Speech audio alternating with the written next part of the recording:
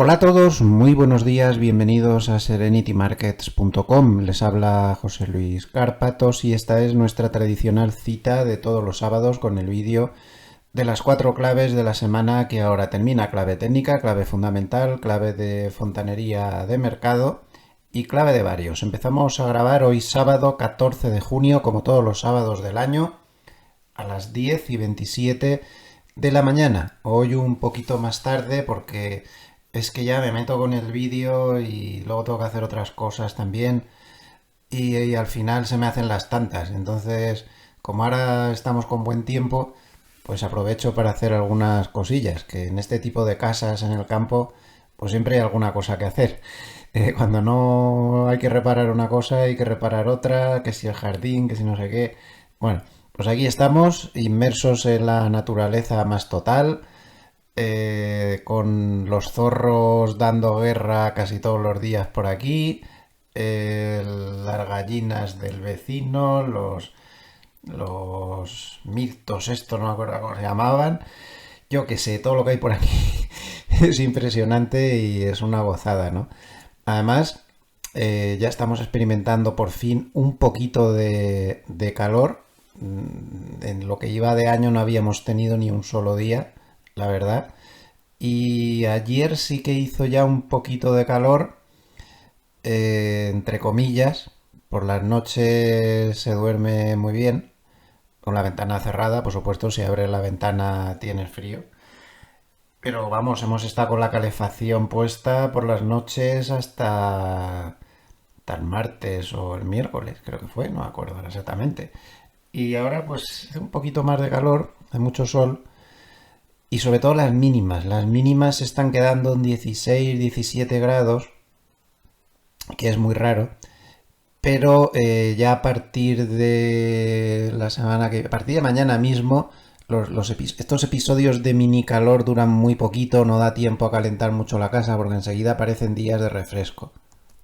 Estoy mirando el móvil y para mañana ya bajaría a 22 con una mínima de 13 y luego ya fíjense, el lunes máxima de 18 grados, mínima de 11, el martes máxima de 20, mínima de 11 y el miércoles máxima de 20, mínima de 10. Claro, con esas temperaturas máximas no son nada del otro jueves y por las noches te baja tanto que abres ahí 2 o 3 horas por la mañana y se refresca la casa, o sea que es muy difícil aquí pasar realmente calor. Así que pues muy bien, esto de los veranos frescos la verdad es que es lo que más se agradece. Los inviernos fríos, bien, sí, pero con la calefacción al final pasaba más frío en mi tierra en Alicante en invierno que aquí, con la calefacción que es mucho más potente y que las construcciones pues son mucho mejores, ¿no? Bueno, seguimos a la familia bien, ya se nos han pasado los resfriados estos que pillamos y bueno, pues todo bien por aquí, un poquillo tristones aún, pero bueno, poco a poco se va superando la cosa y luchando mucho con todas las cosas. Hace tiempo que no hablamos de la reforma. La reforma finalmente se ha quedado sin terminar. Hay alguna puerta que no encaja bien, hay alguna cosa que no terminaron en los trasteros y esta gente pues sigue desaparecida en combate. Aún es increíble, ¿no? Lo de la historia de estas reformas para escribir una novela y no terminar. Pero bueno, lo más importante está puesto y ahora pues estamos aplicándoles la medicina que mejor entienden todos estos, ¿no? Que es que como aún tienen alguna factura para pagar, pues estamos teniendo la misma prisa que ellos para pagarla mientras no nos terminen lo que tienen que terminar. Estamos teniendo la misma prisa que ellos. Pero es que ni con esas. Bueno, es un poco increíble. Así que reformas tengas en cualquier parte del mundo, piénsenselo bien porque ya ven esto como suele acabar. Yo por mi parte pues ya estoy volviendo más a la normalidad. Este fin de semana lo que pasa es que no he podido ver muchas series porque con el partido de tenis del domingo del amigo Alcaraz, pues no me ha dado tiempo a hacer... Es que se fue todo el domingo por la tarde, que es cuando suelo ver más series. Entonces solo vi el sábado un par de películas. Una muy recomendable, la vi en francés, no sé si anda por ahí en español, Lecciones persas, muy buena.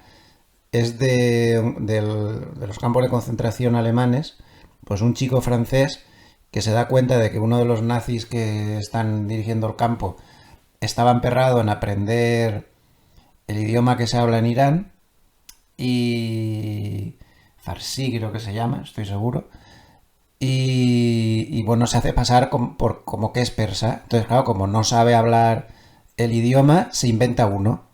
Y entonces convence al comandante del campo de concentración de que ese idioma que le está enseñando es el persa, pero se lo ha inventado por completo.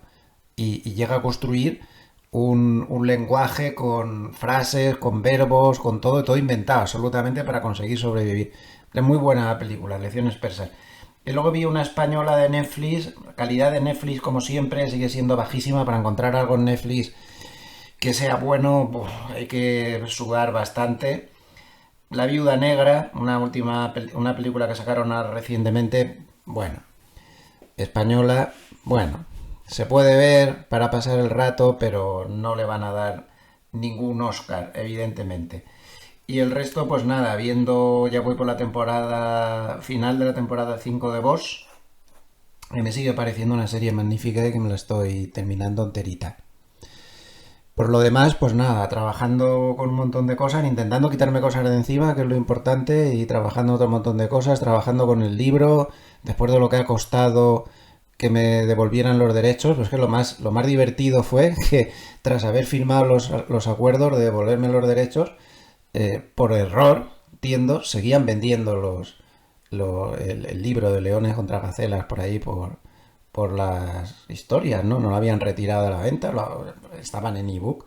Ahora mismo lo digo porque mucha gente me ha preguntado, como le he retirado los derechos a la editorial que lo tenía, el libro no está disponible temporalmente, pero estamos trabajando en ello, ¿eh? El libro volverá a aparecer pronto, ya bajo nuestro total control, y estoy preparando pues las reformas oportunas, como ya dije, y bueno, estamos ahí viendo, se van a publicar bastantes más cosas, pero ya como nosotros, como nuestra propia editorial. Se acabó lo de dejar los libros en manos de grandes editoriales, que la verdad no ha sido una experiencia muy buena, ni muchísimo menos. Y a partir de ahora, pues autoedición. Bueno, no, vamos a crear nuestra propia casa de edición, nuestra propia editorial. Un poquito de propaganda antes de empezar. Recordarles que en Intefi Escuela de Negocios está ya en marcha el programa para prepararse para el examen de EFPA, asesor financiero EIP, que ya saben que está reconocido por la Comisión Nacional del Mercado de Valores, aparte de que EFPA es muy conocido también, para poder tener el título oficial que se exige actualmente, pues para poder ser asesor o gestor. Tenemos mucha experiencia preparando los exámenes para este tipo de titulación. Ya saben que yo mismo he estado dando un montón de ediciones de otro curso con otra casa. Ahora se hace con esta y con la ayuda también de otro profesional. Y bueno, pues creo que puede ser un curso muy necesario, porque hoy en día es que no hay otra. Si quieres asesorar o gestionar, pues no te queda otra que sacarte el título oficial. Y este curso, mejor dicho, es para preparar dicho examen. También les recuerdo que si entran en la web gloversiaconv.com, pues se pueden acceder a todas las estrategias con las que asesoramos a diferentes instituciones. Y también, como somos muy activos en los dominios inmobiliarios y de corporate, pues se pueden suscribir a la newsletter. Y estamos preparando ya varias cosas inmobiliarias, que nos ha costado un poquito, pero somos muy meticulosos y nos gusta asegurarnos muy bien. Pero cuando salgan estas inversiones inmobiliarias, que solemos compartir con otros inversores, pues lo avisaremos en la newsletter por si alguien pudiera estar interesado. Entonces lo pueden preparar aquí, pinchando donde pone suscríbete a la newsletter. Pues ahí se ponen los datos y lo pueden recibir en gloversia.com. Bien, pues nos vamos al mercado, un mercado complicado, Se ha metido en lateral desde el 12 de mayo y no sale de ahí. Parecía que estaba escapando del lateral por arriba en las últimas jornadas, pero nada, ayer volvió otra vez, llegó a tocar incluso otra vez la base del soporte natural, que me lo pone aquí el software subrayado, y además llegó a tocar otra vez la media de 200. Lleva intentando batir la media de 200 desde hace un mes y no lo consigue. De hecho, ayer mismo pues se apoyó en ella. Tuvo una buena excusa para hacerlo, que ahora analizaremos en detalle, pero el caso es que en este lateral, pues el que esté a corto plazo, a mí las cosas a corto plazo no me están funcionando en este lateral. Solo funcionan pues estrategias a las que los laterales les venga bien, como pueden ser estrategias en opciones, por ejemplo, o estrategias de más largo plazo que no se muevan en los laterales y permanezcan en la posición alcista previa que teníamos aquí, ¿no?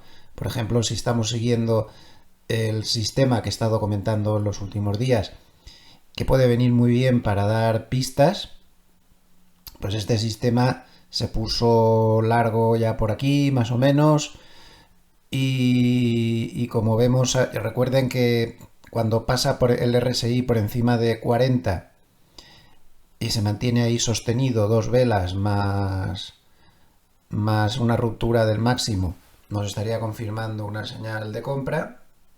Y cuando sale de 60 con dos velas y ruptura del mínimo, pues nos indica la salida. Entonces nos dio la entrada como por aquí, zona 5560 por ahí.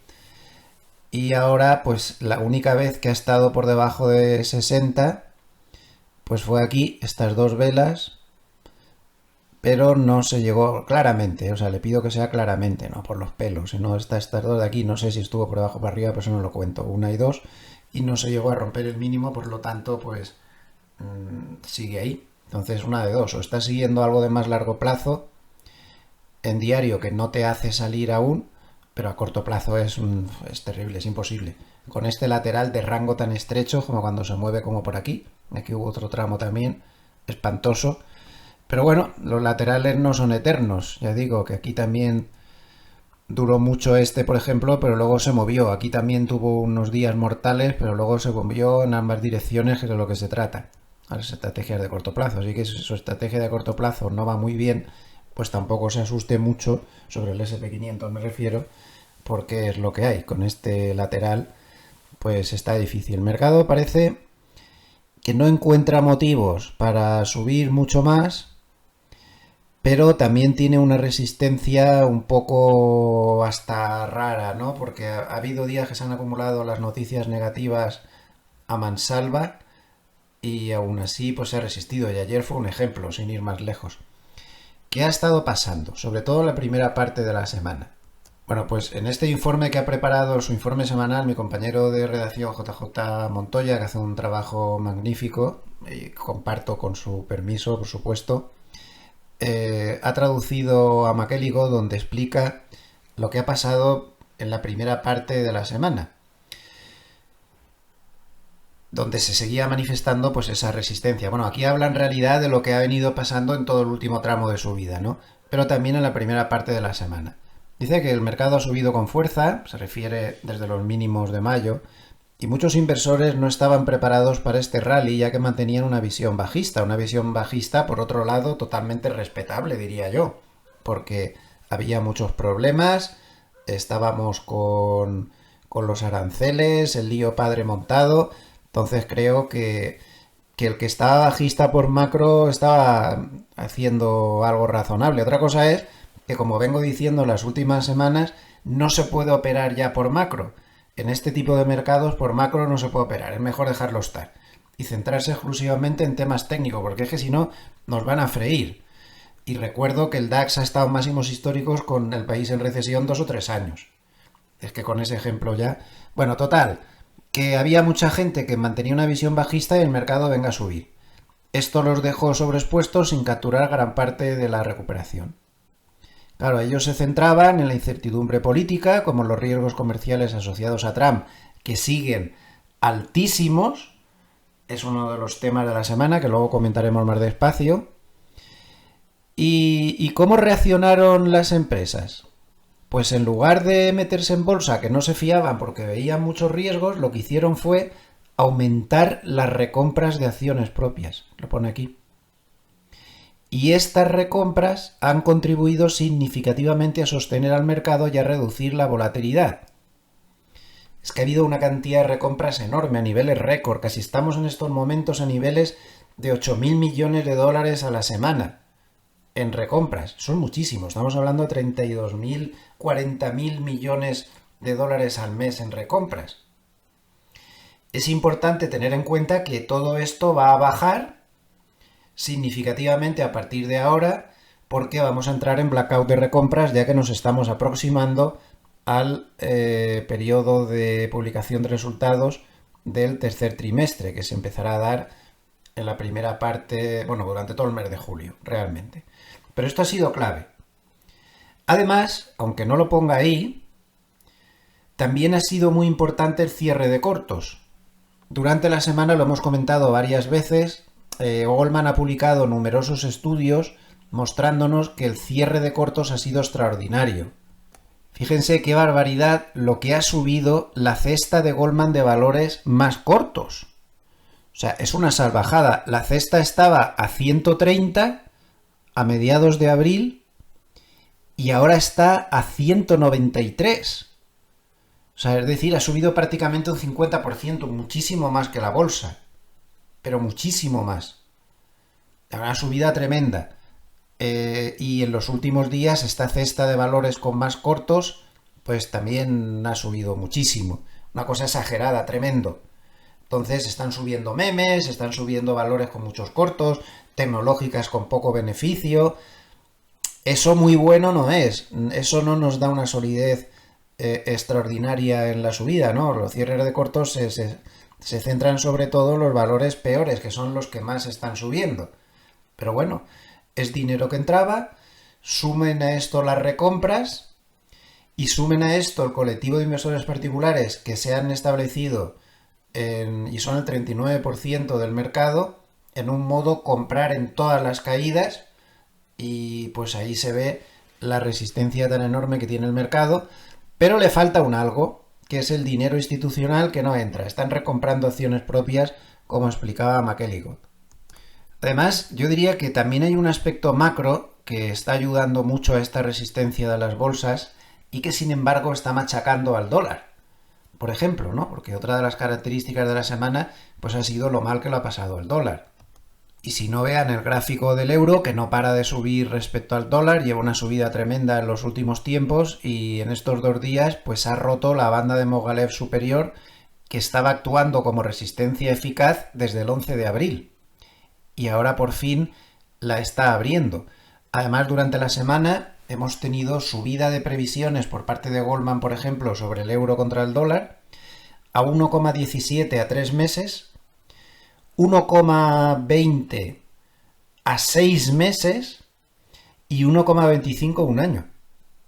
Las previsiones de Goldman, o sea que no se cree que se vaya a parar aquí. El dólar lo está pasando fatal por el fin del excepcionalismo americano, porque los activos americanos entonces, como consecuencia de esto, están siendo mucho menos buscados que antes, y además porque hasta ahora, al menos, la inflación estaba dando constantes sorpresas y no estaba subiendo tanto ni con los aranceles siquiera. Y esto está debilitando muy notablemente al dólar. Y fíjense en este gráfico la importante correlación que tienen los datos macroeconómicos relativos a la inflación y lo que está pasando con el dólar. Es que la correlación es total. En la línea roja gruesa tienen el índice de sorpresas de datos de inflación. Cuando este índice baja significa que los datos que se están dando de inflación son más bajos de lo esperado. Y cuando sube, que los datos de inflación están saliendo más altos de lo esperado. Entonces, como vemos, desde finales de marzo, de una manera muy consistente, los datos de inflación están saliendo constantemente más débiles de lo esperado, línea roja. Y el dólar está siguiendo milimétricamente cómo van saliendo los datos de inflación. Fíjense, el dólar es la línea gris oscura de fondo. El dólar cae cuando los datos de inflación son más bajos de lo esperado. El dólar remonta o se estabiliza cuando los datos de inflación dejan de ser tan buenos como aquí. Vuelve a caer enormemente el dólar en cuanto los datos de inflación vuelven a caer. Se estabilizan los datos de inflación, se estabiliza el dólar. O sea, no me digan que no es una correlación absolutamente perfecta. Esta benignidad de los datos de inflación, pues evidentemente también está dando una impronta positiva a la renta variable, lógicamente. Así que como vemos, pues bueno, hay bastantes cosas, ¿no? Y bueno, pues esto lo dijo a mediados de semana McElligott, esta parte de aquí que traduce mi compañero, pues dice que el avance del mercado ha sido tan marcado que ahora los dealers están mal posicionados y vendieron call sobre índices a clientes que buscaban protegerse frente a una subida inesperada. Bueno, hasta aquí esto ya lo sabíamos. Además, me permito llamarles la atención sobre el indicador de volumen en los mercados oscuros. Como podemos ver en la línea azul en el DIX, está muy alta. Eso significa que tenemos un volumen comprador importante. Recuerden que estos índices de volumen de los mercados oscuros, la línea verde es el S&P 500. Estos indicadores de volumen, si es positivo o negativo de los mercados oscuros, todo esto significaría volumen vendedor fuerte y cuando está muy alto, volumen comprador fuerte. Entonces, como vemos, está en uno de los puntos más altos de volumen comprador fuerte de los 2 últimos años. Es una muy buena señal. Muy buena. Cuando te dan muy malas señales, cuando te lo ves aquí en máximos y te encuentras con un fuerte volumen vendedor, échate a temblar y de hecho miren lo que pasó después. Pero con volumen comprador tan alto, el último precedente fue por aquí, pues el mercado con sus correcciones tendió a hacerlo bien hasta que empezó a aparecer el volumen vendedor y se cayó. Entonces de momento volumen comprador francamente alto. Las recompras, ya lo hemos explicado antes. Recuerden que este volumen en los mercados oscuros, que ya es casi el 60% del volumen total, ya tan solo hay un 40% en mercados normales, mercados declarados. Recuerden que se hace dándole a todos los valores la misma ponderación, es decir, aquí el volumen de Nvidia cuenta lo mismo que el volumen del último valor más pequeño del S&P 500. Esto es importante. O sea que aquí no hay influencia alguna de la distorsión habitual que imprimen los 7 magníficos en el resto de índices. Bien, pero vámonos a la segunda parte del informe, como me ha explicado mi compañero JJ Montoya, es el que ha añadido tras la caída de ayer. A partir de aquí es el informe que imprimió ayer que a toda prisa McElligott, porque dice que se va de vacaciones otra vez. O sea que la semana que viene no sé si tendremos datos de él. Dice: en volatilidad de acciones se produjo un ajuste fuerte pero discreto en el skew del S&P 500 que se ubica en el percentil 86. Importante esto. La demanda de puts como cobertura bajista se disparó alcanzando el percentil 98. Cuidado. Ayer, con todos los líos entre Israel e Irán, que ahora analizaremos ampliamente porque es una de las claves de la jornada, el mercado se puso nervioso pero no tuvo pánico en ningún momento. No se vio pánico. Pero bajo la superficie, como podemos ver, sí que pasaron cosas importantes. Aunque la caída no fue muy importante, sí que hubo una gran demanda de puts como cobertura bajista. Percentil 98 casi está en el máximo. Y luego la volatilidad de la volatilidad, el VVIX, subió más de 22 puntos, lo que indica nerviosismo sobre los futuros movimientos de el VIX. Recuerden que el VVIX es eso, la volatilidad del propio VIX. Y suele ser un indicador adelantado muy bueno. 22 puntos son muchos puntos. Aquí tienen en gráfico ya de mi compañero JJ Montoya la subida del VVIX de ayer, a la que se refiere McElligott. Como vemos, es muy importante y el VVIX no había estado tan alto pues desde mediados finales del mes de abril. No es un buen signo ese. Sigue diciendo McElligott que todo esto ocurre mientras los índices están a solo unos puntos porcentuales de sus máximos históricos, lo cual no es habitual. Normalmente cuando el mercado sube la volatilidad baja y no lo que está pasando ahora. Entonces dice que todo este movimiento sugiere dos cosas. Uno, que muchos inversores están persiguiendo el rally por estar mal posicionados, lo cual aún podría empujar más al mercado. Pero dos, que este impulso se puede agotar pronto, colapsando bajo su propio peso. Cuidado, que McElhigo no suele equivocarse. Este impulso podría agotarse pronto, colapsando bajo su propio peso, sobre todo si observamos un incremento en indicadores de riesgo como el VVIX, que apuntan a una mayor dispersión de escenarios. Bueno, esto refuerza, según McElhigo, la tesis de un escenario de más alto primero y luego más bajo, especialmente ahora que aparece una de las condiciones clave para una corrección importante: un skew pronunciado, es decir, que los inversores están aumentando la exposición, deben cubrirse a la baja. Esto pone a los dealers en posiciones de gamma y vega negativas ante una eventual caída. Por lo tanto, McElhigo te avisa de que la subida empieza a estar ya muy renqueante. ¿Dónde podría estar el momento clave? No lo pone aquí, pero se lo digo yo. Pues el momento clave podría estar tras el vencimiento de derivados trimestral del viernes que viene. Por cierto, el día 19, jueves, es festivo en Estados Unidos. Tomen nota también. Ese vencimiento es clave. Los vencimientos trimestrales de derivados ya saben que son muy importantes porque son como 5 veces más grandes que los vencimientos mensuales, son enormes, y esas ventanas de volatilidad que se tienden a abrir siempre tras un vencimiento de opciones en los trimestrales son mucho mayor. Así que si el mercado quiere buscar un momento para atacar a la baja, también puede atacar al alza, pero si quiere buscar un momento para atacar a la baja, ese momento empezaría el viernes próximo a las 3:30 de la tarde, cuando vence el 60% aproximadamente del vencimiento en Estados Unidos. El 40% vencerá al cierre. A partir de ahí podría haber un movimiento muy importante de volatilidad, si es eso lo que está buscando el mercado, lo que está esperando, tener un momento propicio. Ahí se desestructuran todas las posiciones que hay ahí y cuesta reconstruirlas casi 48 horas. Hasta finales de la sesión del martes podríamos tener la ventana de volatilidad abierta. En cualquier caso, esto muy claro no está. Como pueden ver, muy claro esto no está, para nada.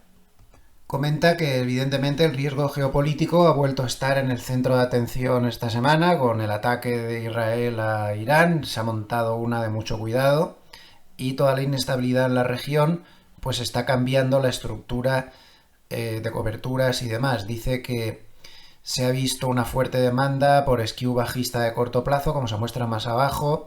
El cambio en los últimos 2 días en esta parte de la curva ha sido uno de los movimientos más grandes del último año. Como vemos ahí, pues se ha visto una demanda repentina de puts bastante fuerte, un movimiento bastante inusual. El mercado se está mosqueando bajo la superficie, aunque no lo parezca. Bueno, pues ha llegado la hora de analizar uno de los eventos clave de la semana, que ha sido el ataque de Israel a Irán.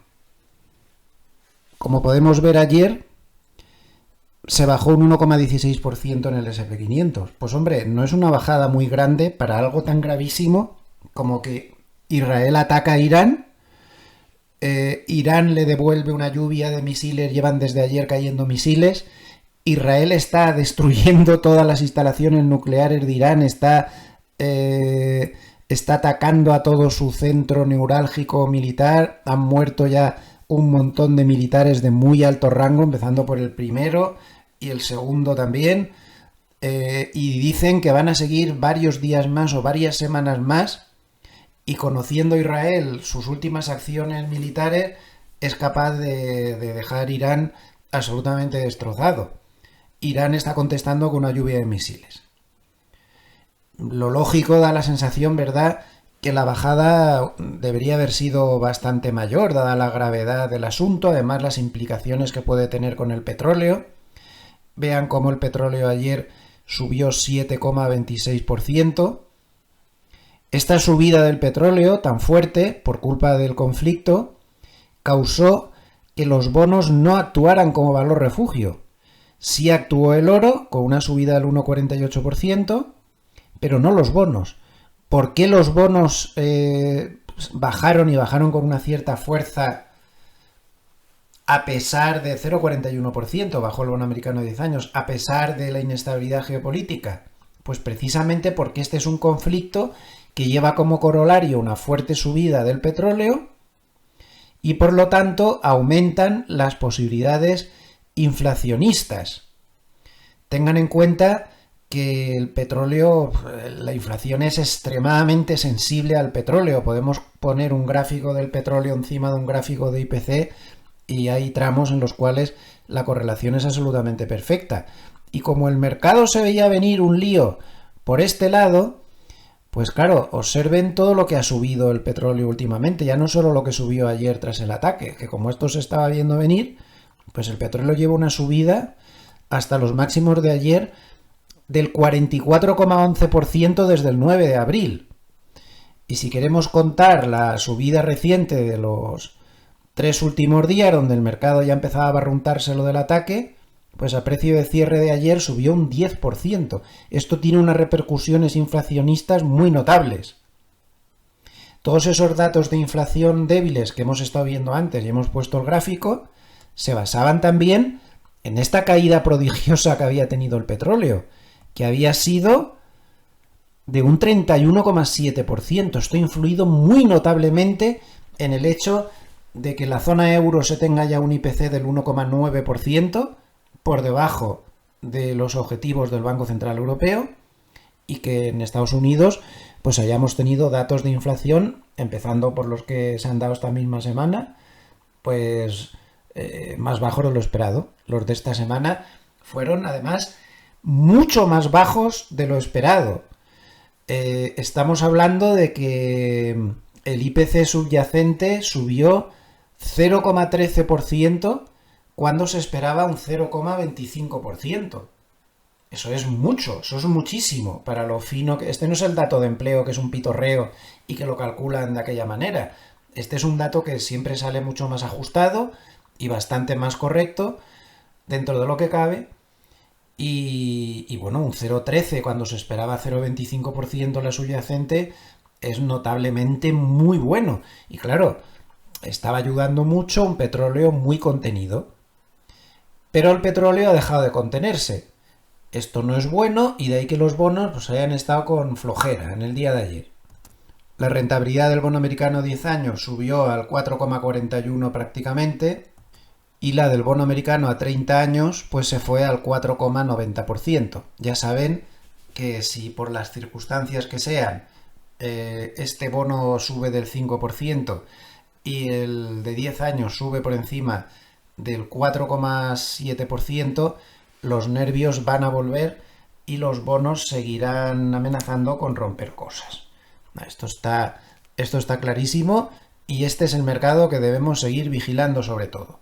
Este mercado no se deja influir tanto por cuestiones emocionales, sentimentales, psicológicas como la bolsa, que es realmente muy complicada en su predicción y más últimamente sigo recomendando seguir prácticamente exclusivamente análisis técnico porque si no, aquí no hay quien acierte nada.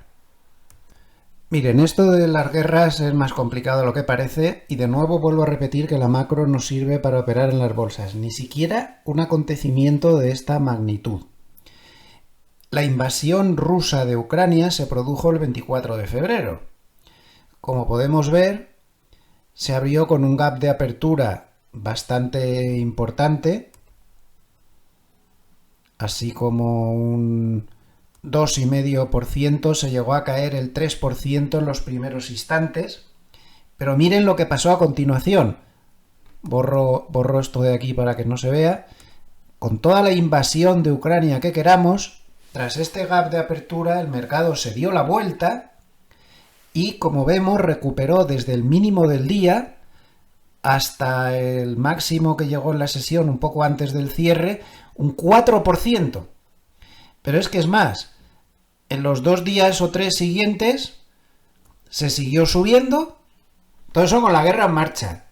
Y entonces el mercado se estabilizó y a partir de aquí ya sí, aquí sí que le empezó a afectar y estuvo unos días cayendo. Entonces, claro, si estás operando a corto plazo, ni la guerra te sirve para operar, porque no sabes. Con plena guerra, al final el movimiento que hubo desde el mínimo que marcó el inicio de la invasión hasta el máximo donde se dio la vuelta fue de un 6,5%. El mercado es así de complicado. El mercado es así de complicado. Aquí hubo especulaciones de que las sanciones que les estaban imponiendo iban a causar que esto durara poco, tal.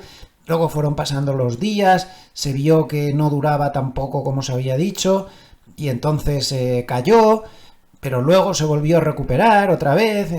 Fíjense qué subidón. Todo esto con la guerra en marcha, y luego vino otra caída. Entonces, a ver, al final, si lo vemos desde... Esto recuerden que es un gráfico de 1 hora, que no sé si lo he dicho. Si lo vemos desde una perspectiva diaria, pues sí podríamos decir que la guerra sí que hizo mucho daño al mercado. Porque aquí empezó la invasión y 4 meses después, pues estaba pues un 13,5% más abajo. Luego ya se recuperó, pero luego volvieron caídas incluso por debajo de ese punto.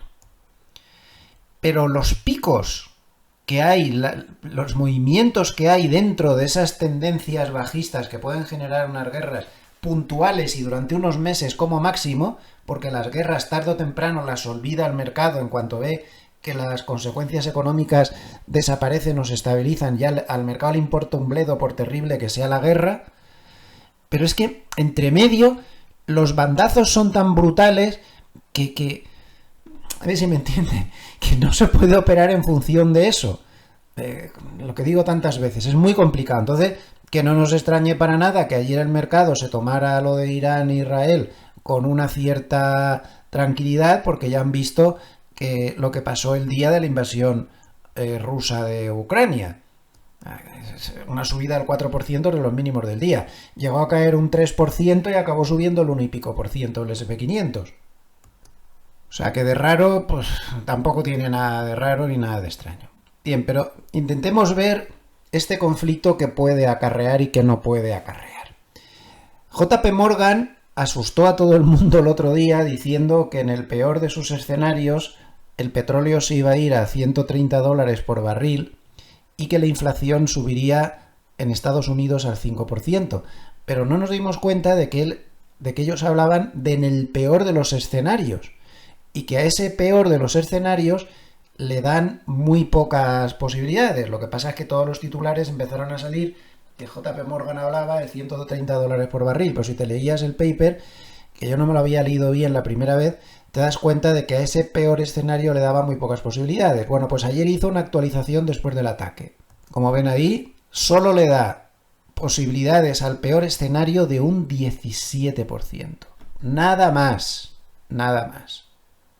Entonces dice que lo que de verdad esperan, ese escenario del $130 por barril y 5% de inflación en Estados Unidos, solo tendría un 17% de posibilidades. Dice que su zona de confort, a pesar de los ataques, permanece en la zona entre 60 y $65 por barril. Aunque habría que ver. Al final, el tema está...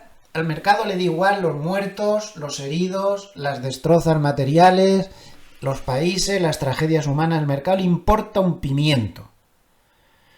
Es así de duro, pero es la realidad. Mercado solo le interesan las consecuencias económicas. Y de este conflicto, las únicas consecuencias económicas que ve, porque Israel e Irán pues son dos países que en el concierto internacional a nivel económico pues tampoco es que sean muy importantes, pero sí es importante el petróleo que exporta Irán. Esa es la única consecuencia económica que le interesa al mercado.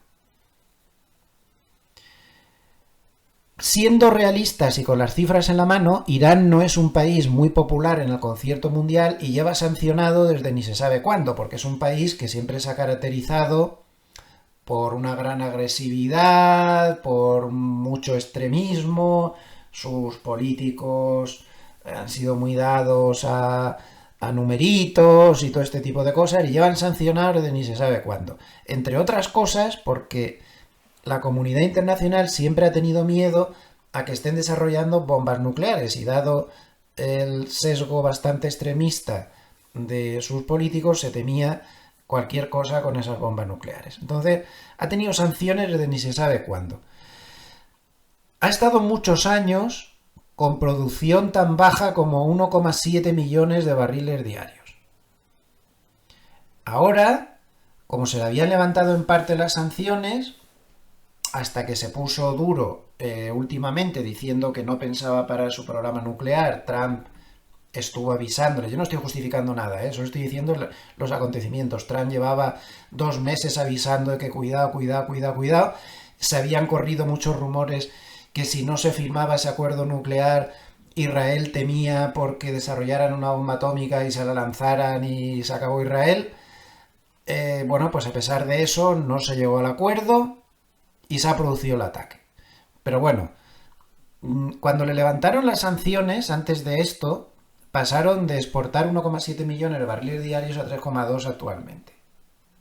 Muy por debajo de lo que ellos exportaban antes de las sanciones 2017-2018, donde llegaron a 4 millones de barriles.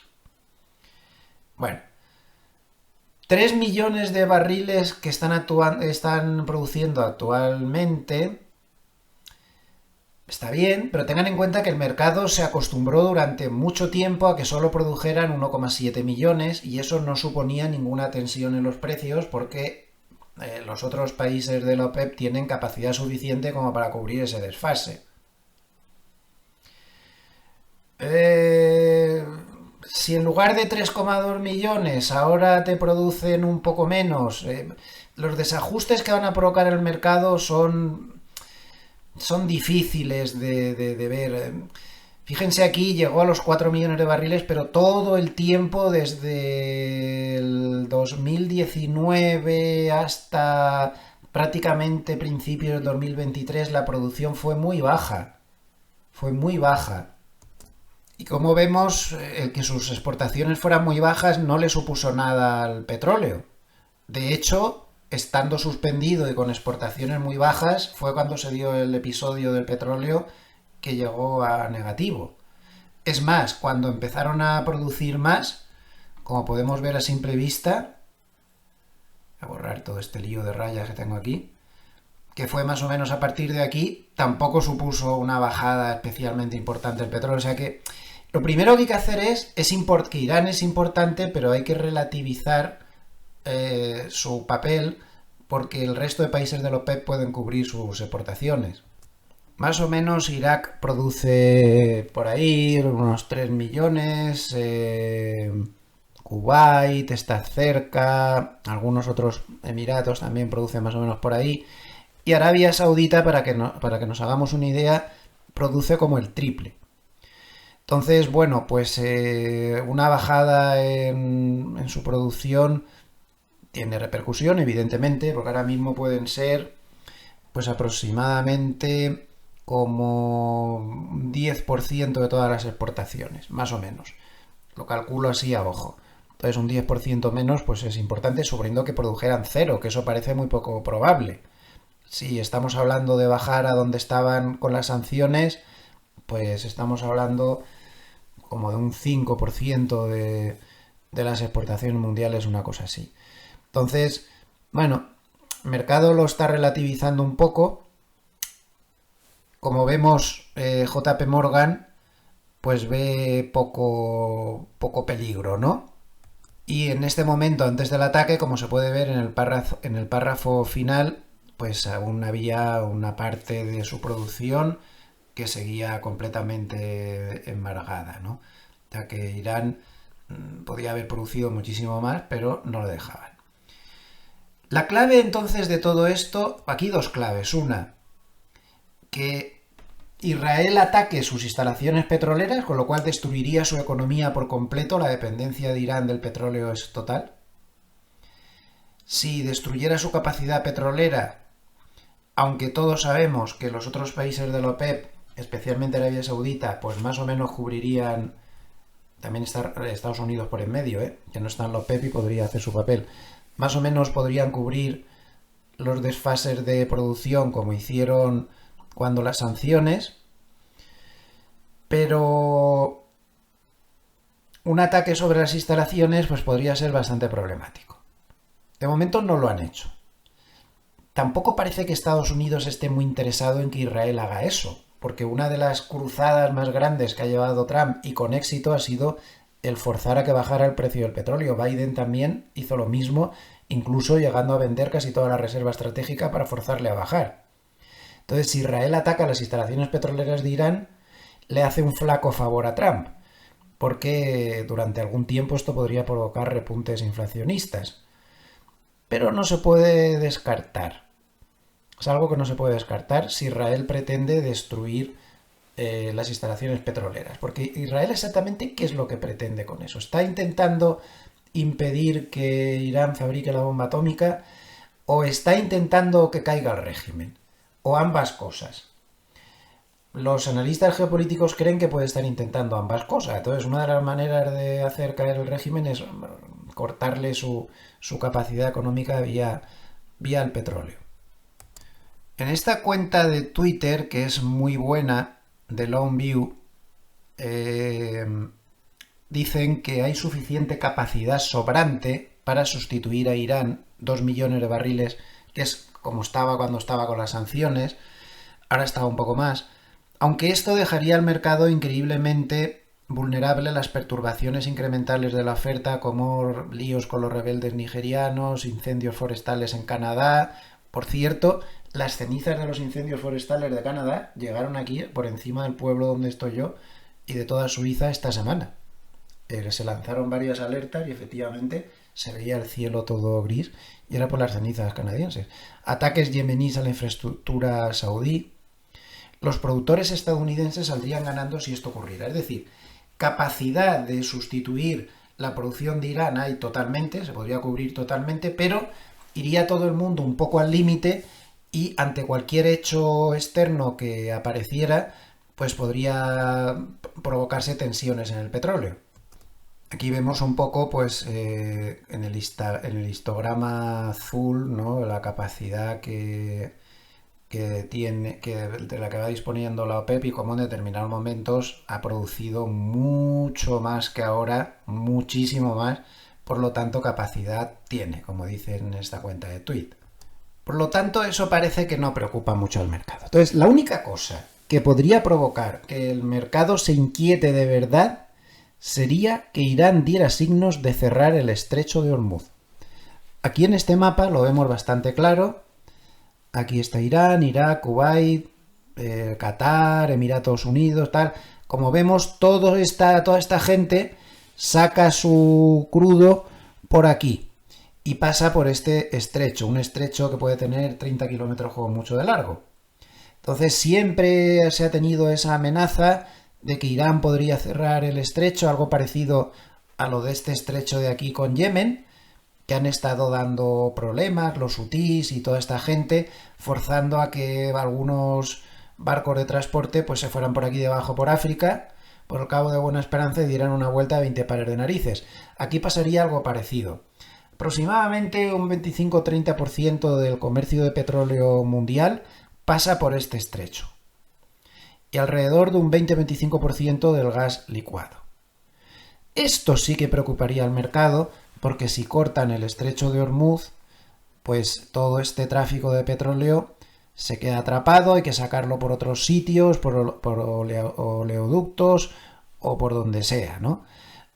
Y sería muy complicado, encarecería mucho el petróleo y haría que la oferta disponible pues fuera bastante más baja. Ya que tenemos el mapa aquí, no nos olvidemos de una cosa. Israel no tiene frontera terrestre con Irán, por lo tanto es una guerra un poco rara, hay que lanzarse misiles los unos a los otros, porque está por en medio Irak, Siria, Jordania, Israel está por aquí. Y tampoco debemos olvidar que Irán tiene enfrente a su gran enemigo, que es Arabia Saudita, que no se pueden ni ver. De hecho, llevan años teniendo una guerra aquí en Yemen, que ambos contendientes están metidos ahí, no guerrean en su propio espacio, pero lo hacen aquí, en un tercer país. Pero no se pueden ni ver.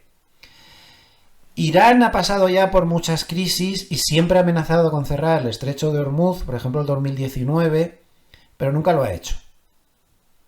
¿Lo hará en esta ocasión, dado que el ataque está siendo tremendo y están haciendo puré el país? Pues yo no lo veo tan claro. Desde luego, si lo hicieran, esto sí que preocuparía al mercado y esto sí que podría provocar bastantes consecuencias. Vamos a ver qué consecuencias podría provocar, pero luego veremos por qué yo creo que esto no puede pasar. Las consecuencias las ha puesto esta cuenta de Twitter que ya saben que me gusta mucho seguir en macro. Y me parece, como siempre, un análisis muy acertado. Dice que si se cortara el estrecho de Hormuz, en la primera semana, el precio del crudo podría dispararse 30-60 dólares en cuestión de días, o sea, más de lo que está ahora. Vamos, está en 70 y tantos, pues se podría ir a 100 y pico, en muy pocos días. El Brent podría alcanzar los 130-150 y el gas natural, especialmente el GNL, destinado a Asia, se volvería muy escaso. Los bonos del Tesoro atraerían compras iniciales por motivos de refugio seguro, pero el riesgo de la duración reaparecería rápidamente a medida que se disparen las expectativas de inflación. Claro, esto sería un evento que lo que hemos comentado antes de los bonos, que podrían provocar subidas a muy corto plazo, pero a la larga, como lo que va a hacer es dispararse la inflación con un petróleo tan caro, pues los bonos también lo pasarían mal. Las acciones caerían en todos sus sectores, liderados por los más sensibles a la energía. El VIX superaría los 25-30. El MOVE, que es el índice VIX, pero el equivalente del VIX, pero en bonos, subiendo en paralelo. El dólar podría repuntar a corto plazo por flujos hacia activos refugio, pero esto ocultaría fracturas estructurales más profundos. Atención a lo que pone ahora aquí. Escalada naval. Y esto es una de las razones por las que creo que no van a bloquear el estrecho de Hormuz. La quinta flota de Estados Unidos con base en Bahrein se movilizaría rápidamente, se desplegarían operaciones de limpieza de minas, escoltas navales y posiblemente con ataques cinéticos contra posiciones costeras iraníes. Israel además podría actuar preventivamente en Líbano o Siria temiendo un cerco regional. En suma, si Irán quiere cerrar el estrecho de Hormuz, tendrá que atacar barcos, tendrá que poner minas, y muchos de esos barcos serán norteamericanos y los norteamericanos tardarían 5 minutos en entrar en el conflicto. De momento están detrás del conflicto, evidentemente, lo han consentido y le han dado seguramente apoyo logístico, pero no están directamente metidos.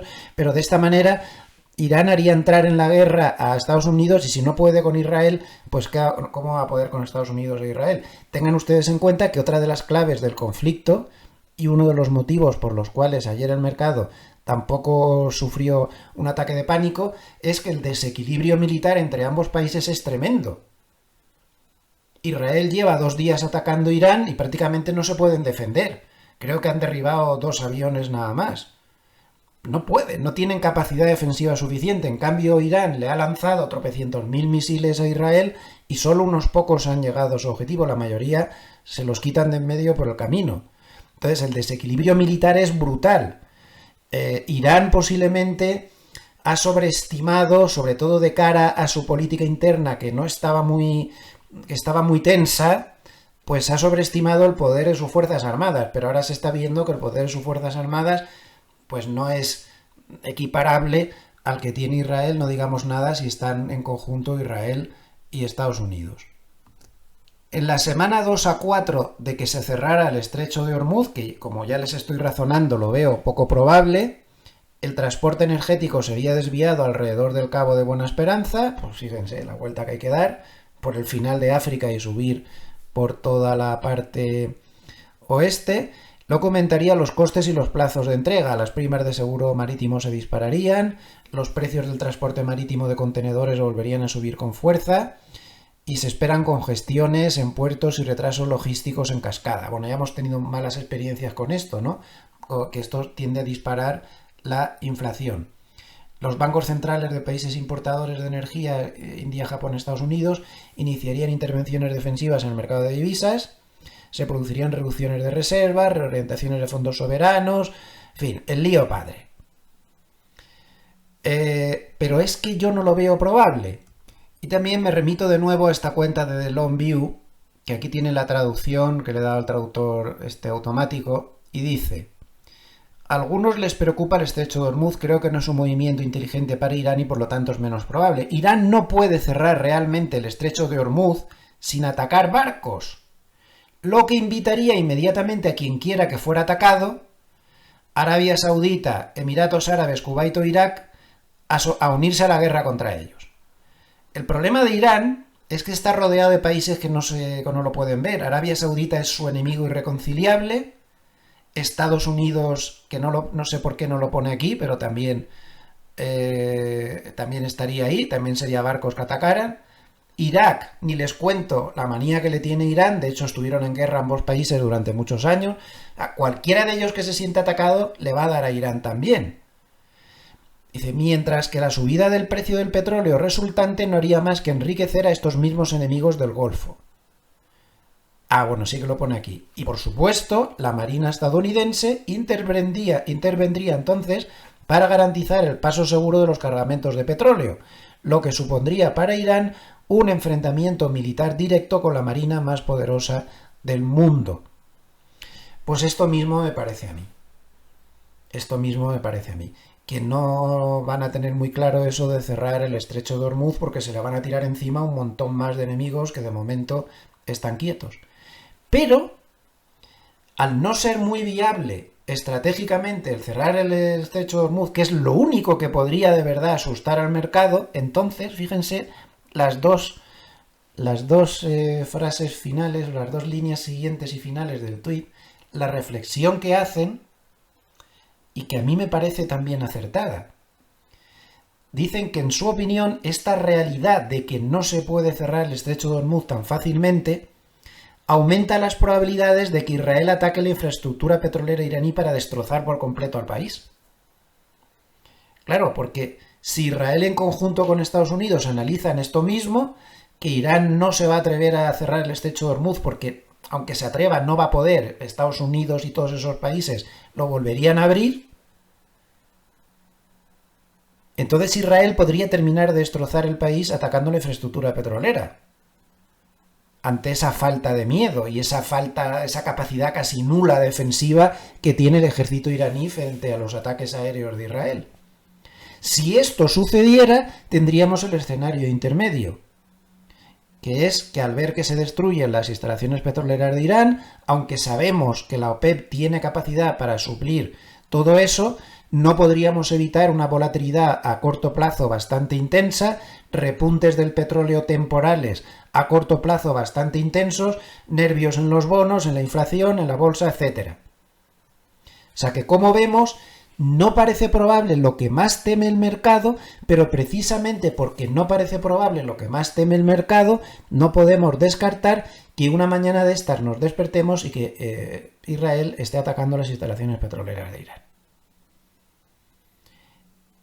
Desgraciadamente hemos visto últimamente actuaciones de Israel militarmente bastante duras que nos hacen pensar que aquí no se puede descartar nada. Es lo que hay. Y este sería el análisis económico de este asunto geopolítico y lo que nos puede afectar en el mercado. Otro tema para mí muy importante durante la semana pues ha sido la guerra comercial entre Estados Unidos y China. Al final el mercado ha quedado francamente decepcionado por las reuniones que tuvieron en Londres durante 2 días, porque se ha visto que han sido unas negociaciones de bajo nivel, que han sido unas negociaciones donde no se ha acordado prácticamente nada, donde todo el mundo creía que se iba a aprobar un aumento de las exportaciones de tierras raras de China a Estados Unidos, y a cambio Estados Unidos iba a levantar las restricciones que tiene sobre la exportación de tecnología china. Pero han terminado las reuniones, se ha visto que han sido super light, y lo único que creo que han llegado a un acuerdo es que China se compromete a aumentar las exportaciones de tierras raras, pero no de una manera muy clara ni de una manera nada. Y no parece que Estados Unidos vaya a levantar demasiado las restricciones de tecnología. Por lo tanto, la guerra comercial entre Estados Unidos y China sigue totalmente abierta y puede haber sustos en cualquier momento. Cuidado. Eso de que China se ha comprometido a exportar más tierras raras, eso ya lo vimos en el 2018-2019, cuando anunciaba fortísimas compras de soja, salió Trump presumiendo de que las compras de soja, bueno, iban a ser la repera, y luego nunca llegaron. Y eso pasó 3 o 4 veces. Y ahora podría volver a pasar. A mí me ha dejado muy inquieto. He visto mucha frialdad entre ambos, mucha declaración política grandilocuente por parte de Estados Unidos, pero muy poca por parte de China, eso no es bueno. Cuando llegaron al acuerdo de Ginebra, ambas partes lo reconocieron y ambas partes estaban contentas. Y por lo tanto, yo me andaría con cuidado. Me da a mí la sensación de que esto de China se puede complicar de nuevo en cualquier momento. Además, la tensión arancelaria sigue en todo lo alto por el último numerito que ha llegado desde la Administración de Estados Unidos, diciendo que numerosos países en los próximos días van a recibir unas cartas con otra lista de aranceles parecida a esa que sacó Trump en el marco ese gigante hace unas semanas, y dice que eso será o lo tomas o lo dejas. O sea, que ahí no te darán ya opción a negociar ni a nada. Es decir, que ahora tenemos otro cambio. Hasta ahora se iba a negociar hasta el día 9, pero no, ahora se van a mandar unas cartas. Y sobre todo lo que preocupa más a los operadores es que el día 9 vence el plazo de las negociaciones y solo se ha llegado a un acuerdo y no del todo. Solo han anunciado un acuerdo con Reino Unido y dicen que aún falta la mitad del acuerdo por negociar. Por cierto, una bajada de pantalones de Reino Unido apoteósica. Ya no hay más. Todo eso que se decía, estamos muy cerca de un acuerdo con Japón, con la India, con no sé quién, con no sé cuántas. No. Entonces, mucho me temo que la capacidad de montar líos arancelarios sigue totalmente intacta. Y el mercado puede moverse mucho más por un mal titular arancelario que por la guerra entre Israel e Irán. Así de claro. Estos factores endógenos económicos pesan muchísimo más en el mercado que los factores exógenos, por muy duros que sean. Así que cuidado con todas estas cosas, porque mucho me temo que este tema arancelario no está solucionado y por lo tanto nos quedan bastantes episodios de sustos por vivir en el mercado, y más teniendo en cuenta que los ingresos por aranceles de Estados Unidos están siendo cada vez más jugosos, y esto podría provocar que la administración Trump no tenga tanto interés en bajarlos como todo el mundo se cree. Esa teoría del mercado de que los aranceles van a quedar en nada, cada vez me parece una hipótesis más errónea y menos probable. Así que cuidado. Respecto al tema de China, pues miren, las exportaciones chinas se han desplomado, la línea esta violeta es el nivel de exportaciones a Estados Unidos, como ven se han desplomado, pero esto es un truco, porque por otro lado, miren lo que está pasando con las exportaciones chinas. Esto es la línea negra contra Estados Unidos, pero miren contra Indonesia, Malasia, Singapur, Tailandia, Vietnam. ¿Qué pasa? ¿Que de repente a China le ha dado por exportar a Indonesia, Malasia, Singapur, Tailandia y Vietnam? No. Lo que pasa es que están usando estos países como países puente para exportar exactamente lo mismo a Estados Unidos, pero a través de ellos. Todo lo que te baja por aquí, te sube por aquí. Esto es lo que pasó con las sanciones al petróleo ruso, que al final el petróleo ruso circulaba a través de China y te volvía a venir al mismo sitio de antes, pero a través de otro país. Pues aquí me parece que está pasando lo mismo, o sea que China de verdad tiene una capacidad de aguante de toda esta situación mucho mayor de lo que nos creemos. Supongo que Estados Unidos ya será consciente de todo esto y empezará a ponerle pegas a todos estos países de aquí. Pero esto cada vez es más complicado y vuelvo a repetir lo mismo. La capacidad de lío que tienen los aranceles está siendo menospreciada muy erróneamente por el mercado. Esto no ha terminado y puede terminar bastante mal. Este verano puede ser un verano caliente con todo esto. Por cierto, que en el capítulo de varios, fíjense qué curioso, en julio vamos a tener publicación de resultados. Entonces, julio es estacionalmente un mes bastante alcista. ¿Y cuál es la explicación de que julio, sí en mitad del verano, sea de repente estacionalmente alcista, luego agosto y septiembre no tanto? Ni junio tampoco. Pues porque se publican los resultados. Fíjense qué curioso que alguien desde 1990 que solo estuviera en mercado el mes inicial de cada trimestre, es decir, donde se publican los resultados, enero, abril, julio y octubre, pues habría ganado desde 1990 un 371%.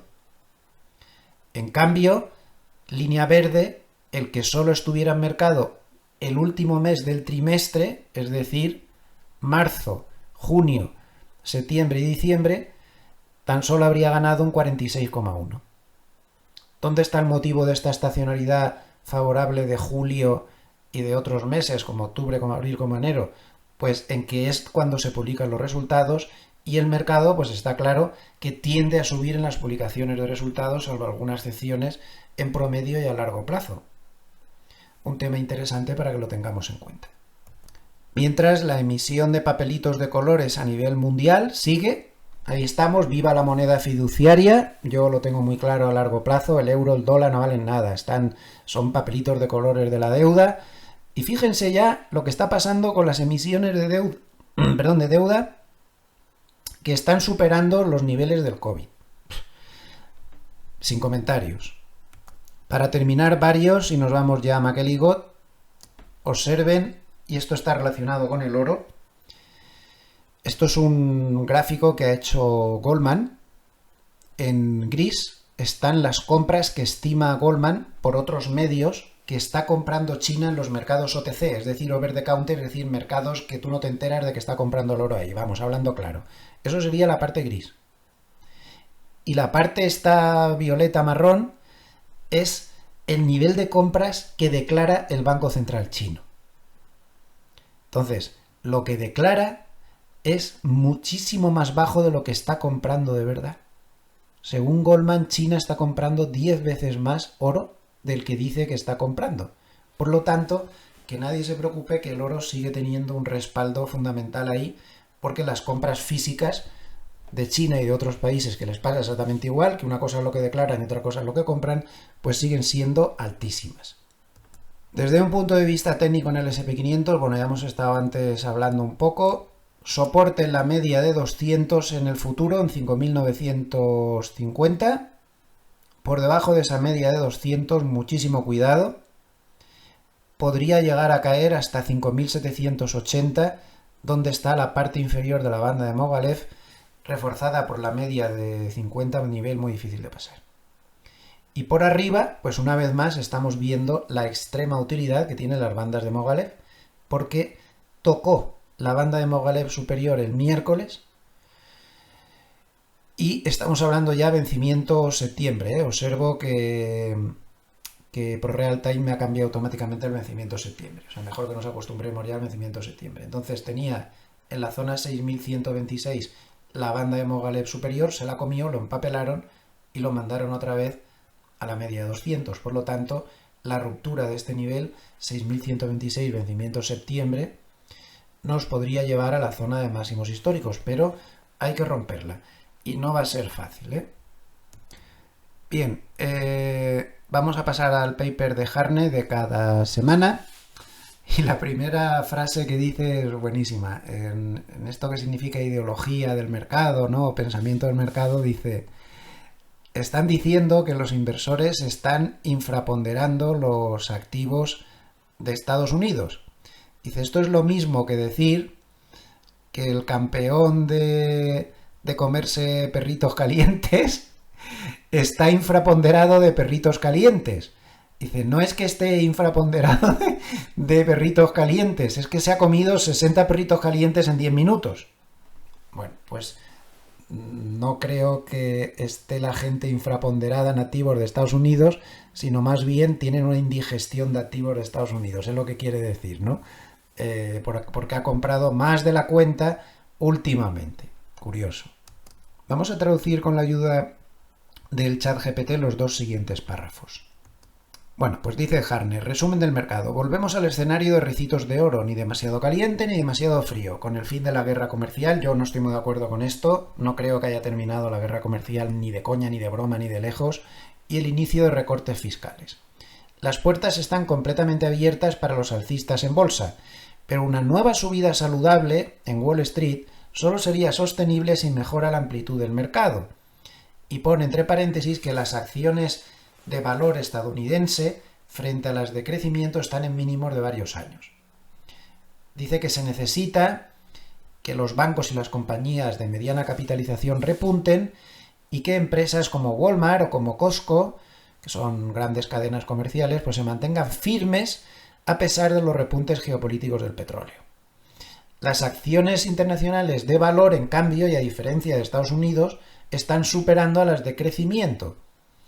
Pero hay que vigilar a los bancos europeos y a los japoneses estancados como primer indicio de una posible trampa alcista global en la renta variable durante el tercer trimestre.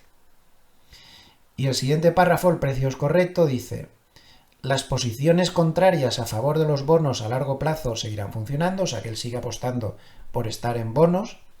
El crecimiento del gasto público de Estados Unidos ha pasado del 10% interanual en diciembre a estar plano. Es decir, aquí sí que la administración Trump pues, ha hecho un esfuerzo bastante importante en bajar esos gastos, y esto es bueno para los bonos, evidentemente, y Trump necesita mantener bajos los precios de la gasolina a pesar del conflicto Israel-Irán. Estoy muy de acuerdo con ellos. Y esto hace que sea menos probable lo que hablábamos y razonábamos hace un ratito de que Israel ataque las instalaciones petroleras de Irán. Porque yo creo que a Trump esto no le haría mucha gracia. Él necesita mantener bajos los precios de la gasolina para que la inflación no se dispare y le cuadren las cosas. Los aranceles están resultando deflacionarios en Estados Unidos y negativos para el crecimiento en el resto del mundo. El mercado laboral estadounidense se debilita. Por ejemplo, esta semana hemos tenido el paro semanal más alto desde hace bastantes meses. Una cosa es el dato falso de empleo que publican los primeros viernes del mes, que no se lo cree ni el que asó la manteca, y otra cosa es los datos reales. Y los datos reales muestran debilidad del empleo. Y la atención de los inversores probablemente cambiará de los 57 recortes de tipos globales en la primera mitad del año a los recortes de la propia Reserva Federal, que yo añadiría que de momento se ha mantenido al margen, en la segunda mitad. Y luego en este último párrafo, él recomienda claramente ponerse largo de países emergentes. Fíjense el gráfico en el que se ve las bolsas emergentes comparadas con Wall Street en su relación en dólares. Como pueden ver, los países emergentes frente a Wall Street están en el peor momento desde los años 70. Nada menos. Antes estuvieron parecido, pero no tan mal, a finales de los 90. Entonces él dice que la inteligencia artificial come materias primas, que los países emergentes producen materias primas, que el dólar está bajista y que los países emergentes frente a Wall Street, como hemos visto en el gráfico, están en mínimos de 50 años. Por lo tanto, estima que ponerse largo de países emergentes pues es una decisión estratégica fácil. Su indicador Bull and Bear esta semana se ha calentado, se ha ido más hacia la zona roja, pero aún está en un entorno neutral, sube de 4,4 a 5,2 en cuanto a los flujos semanales, fuertes entradas de dinero en bonos, 15.000 millones de dólares, entradas importantes de dinero en oro también, 1.700 millones, para el tamaño del mercado es mucho, entradas en criptos de 800 millones y salidas de cash de 9.100 millones. Salidas de bolsa de 10.000 millones. Atención, porque la salida de dinero en bolsa de Estados Unidos, aunque no lo aparenta, ¿verdad?, pues ha sido la mayor en 11 semanas. Y en Europa, que no tenía más que entradas de dinero últimamente, se ha dado la primera salida en 9 semanas. Y luego por aquí debajo sigue repitiendo una regla que a mí me parece extremadamente interesante, muy interesante. Ya lo he repetido varias veces, lo vuelvo a repetir esta semana. Dice que tiene una regla de oro de sobrecompra y de sobreventa que es la siguiente. Cuando el 88% de los países cuya bolsa está metida en el índice MSCI de bolsas mundiales están por encima de las medias de 50 y de 200, hay que vender. Porque está el mercado muy sobrecomprado ya y no puede aguantar mucho más.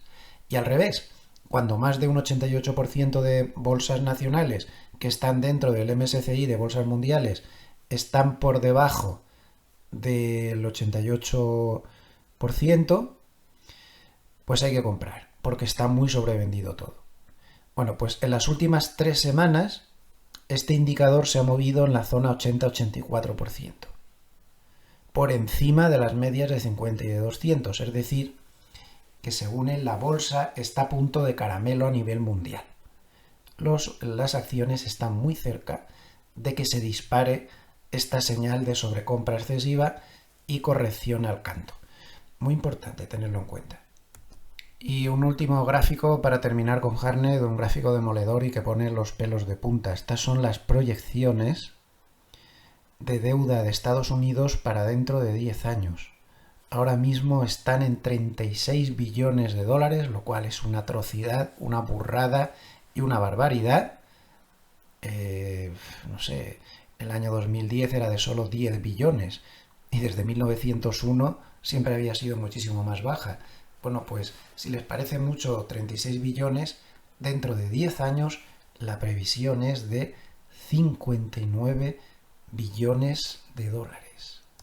¿Entienden ahora por qué Trump tiene tanto interés en que bajen los tipos de interés? Porque el coste de los intereses que tienen que pagar por esta deuda es absolutamente prohibitivo. Pues tienen todos los datos. Si les ha gustado el vídeo, denle al like, que le están dando poco últimamente y eso nos posiciona muy bien. Estamos un poco flojeras. Denle al like, que no cuesta nada y nos ayuda mucho a posicionarnos. Yo me despido a nivel de vídeos hasta mañana domingo con el pequeño vídeo y breve vídeo de reflexión de cada domingo y el lunes volveremos con los vídeos de diario. No olviden que todo lo que he dicho no son más que mis opiniones personales, que yo me equivoco muchísimo y por lo tanto no deben hacerme demasiado caso, ni a mí ni a nadie. Hagan su propio análisis, que es el único que vale. Muchísimas gracias a todos los amables escuchantes por estar ahí una semana más desde todos los rincones de Hispanoamérica. Les envío cordiales saludos desde Suiza. Hasta mañana. Gracias. Buen